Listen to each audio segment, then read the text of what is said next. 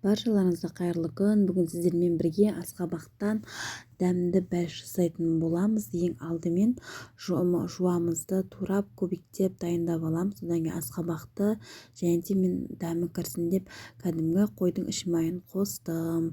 Осылай барлығын көбіктеп турап алдым. Алдымен қамырымызды негізі илеп дайындап аламыз. Менде бауырсақтан қалған қамыр дайын болғандықтан қамыр илемедім. Қамырына кәдімгідей тұз, су, кішкентай қант, сметана немесе майонез қосып илесеңіздер жақсы болады. Дрожжи қосып кәдімгідей ашытып қамыр илейсіз. Одан кейін іш майымды турап дайындап алдым. Барлығын жуып тазалап аласыздар. Одан кейін барлығын араластырып қоспаларын қосамыз. Бұрыш, тұз және де өздеріңіз қалауларыңызша приправалардың түрін қоссаңыздар болады. Біздікілер ондай ұнатпайтын болғандықтан ешқандай приправа қоспадым. Мінекей менің дайын қамырым.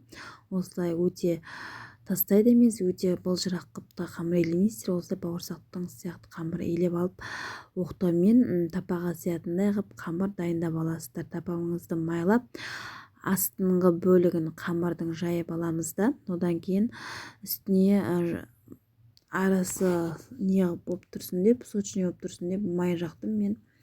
Одан кейін салмамызды салып, бетіне жабатын қамырды жаятын боламыз. Үйде асқабақ болса болды, неше түрлі тағамдар жасауға болады. Асқабақтың негізі осы кезде сезоны ғой, істейтін. Жасап көріңіздер, өкінбейсіздер, дәмді тәтті бәліш шығады. Мінекей осындай үстін жабатын қабатын дайындадым. Осылай бірін үстіне бірін жабып, қолдарыңызбен жабыстырып шығасыздар.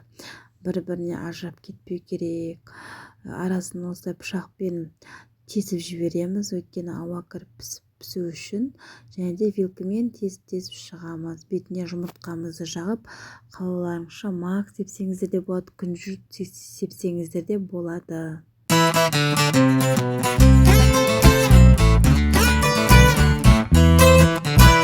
180 градуста 30 минуттай жай отта пісіріп аласыздар. Мінекей менің екі бәлішім дайын болды. Мен екеу істедім. Қалауларыңызша істейсіздер. Балдарға кесіп дайындап дәмін көргізіп алдым. Менің балдарымды түк қалдырмай жеп қойды. Дәмді болған соншалық тағы да добавка сұрады. Істеп көріңіздер, өкінбейсіздер. Жанұяларыңызды, отбасыларыңызды, ата-енелеріңізге істеп берсеңіздер мақтау естисіздер ғой. Менің қыздарым осы жерде уже жеп жатыр. Астарыңыз дәмді болсын.